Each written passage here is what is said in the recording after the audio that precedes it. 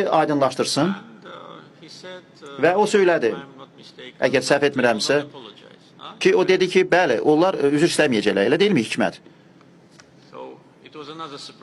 Bu digər bir təəccüb idi. Sonra mənim köməkçim Hikmət Hacıyev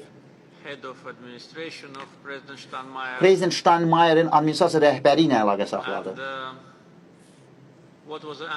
Və cavab nə oldu Hikmət?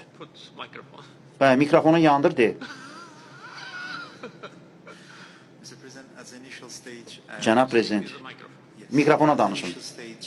İlkin mərhələdə xanım sədr dedi ki, bu bilərəkdən deyil, bu texniki səhvdir və bu bizim aramızda qalsın, bu üzrxahlıqdır oldu. Amma mən sizdən başqa bir təlimat aldım ki, Azərbaycan təkid edir ki, bu rəsmən ictimaiyyət qarşısında üzrxahlıq verilsin. Və bundan sonra bunu etdi. Təşəkkür edirəm. Bax, bu məsələ belə öz həllini tapdır. Amma onlar bunu, əlbəttə ki, bundan çəkinməli idi. Bu tamamilə mənasız bir, əsassız bir addım idi.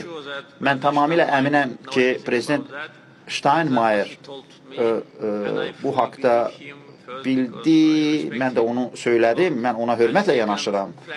İkincisi, şəxsən mən də açığı deyim.